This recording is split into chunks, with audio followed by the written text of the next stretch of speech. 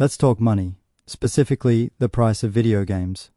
You've probably noticed that the days of $60 games are mostly behind us. These days, it's not unusual to see games priced at $70, and in some cases even more. But here's the kicker. According to a growing number of analysts and industry insiders, people are not just accepting these prices. They're actually willing to pay $80 or more for video games. Yeah, you heard that right.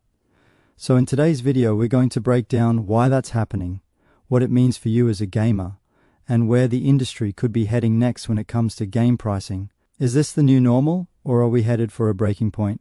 Let's dive in. First off, let's rewind a bit. For over a decade, the standard price for a brand new AAA video game in the US was $59.99. That was basically set during the Xbox 360 and PlayStation 3 era, and it stuck around through the PS4 and Xbox One generation too. But behind the scenes, development costs kept rising, games got bigger, prettier, and more complex. Studios started needing hundreds, sometimes thousands of people and years of work to produce a single blockbuster title. So by the time we entered the PS5 and Xbox Series X era, publishers were pushing for a price increase. And they got it. $69.99 became the new standard for AAA releases, and most of us just went along with it. But here's where it gets interesting. According to a recent report by industry analysts, like those from Sakana and IDG Consulting, players are not just accepting the $70 price tag. Many are now comfortable paying $80 or even $100 for certain games, especially if there are added bonuses, early access, or exclusive digital content. Let's look at some real-world examples. Games like Call of Duty, Modern Warfare 3, Madden NFL 24, and Hogwarts Legacy all launched with multiple editions. The base game, $70, but the deluxe or ultimate editions, $80, $90, or even $120. And guess what? Those premium editions often outsell the standard ones. Publishers are watching this behavior closely and taking notes, so why are people so willing to shell out the extra cash? There are a few key reasons. When a game offers bonus content, early access, or in-game currency, it feels like a better deal, even if it's mostly digital fluff. The psychological value is there. Gamers want to be part of the conversation on day one. That's why early access, even if it's just 72 hours, can justify spending more. It's about status, not just content. Let's face it, everything is more expensive now. From groceries to fuel, prices have gone up.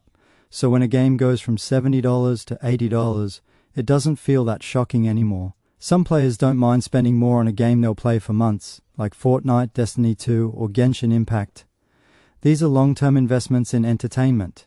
Here's where it gets a bit more controversial. Analysts are now saying that the industry might not stop at $80.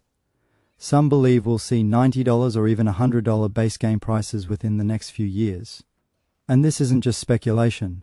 Yoshio Osaki, CEO of IDG Consulting, recently said that players have shown strong spending power and that the market is more elastic than previously believed. In other words, people will pay more. So why wouldn't publishers charge more?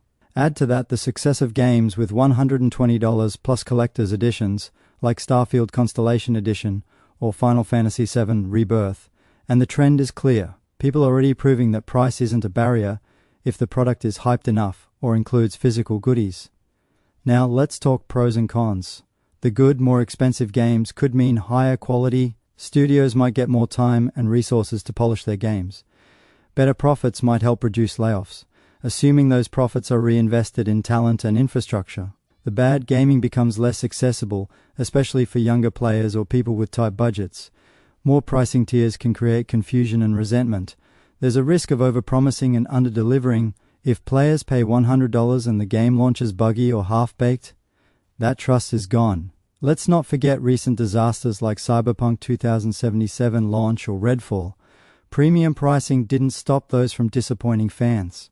And don't even get us started on regional pricing.